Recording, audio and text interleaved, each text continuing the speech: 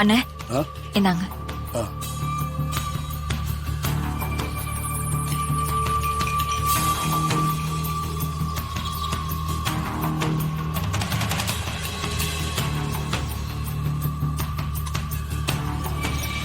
என்னம்மா என்கிட்ட ஏதாவது சொல்லணுமா?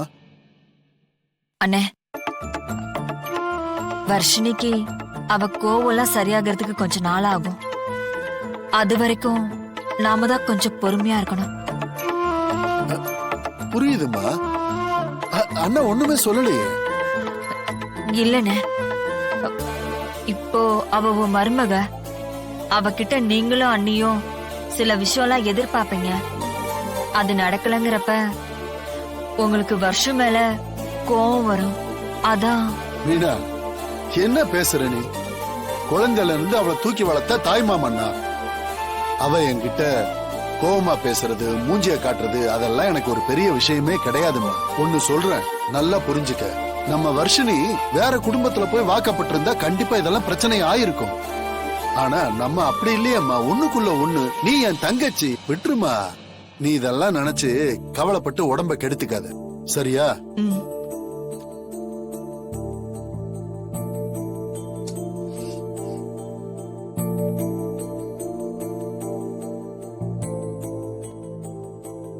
வர்ஷினி, இந்தாமா ஜூஸ் குடி. இன்னைக்கு நாள் முழுக்க நீ ஒழுங்கா சாப்பிடவே இல்லை. உனக்கு பிடிக்கும் தான் இந்த ஜூஸ் போட்டு கொண்டு வந்த. இந்தாமா.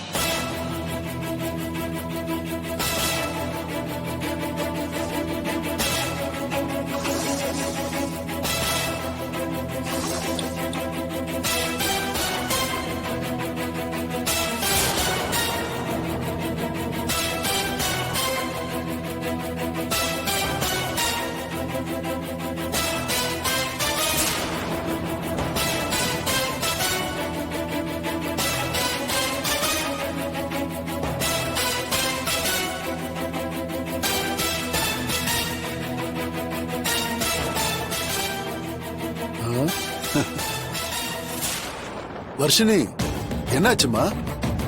இல்ல, லேசா தலை சுத்துற மாதிரி இருக்கு. அப்ப நீ எழுந்து போய் ரூம்ல போய் ரெஸ்ட் எடு.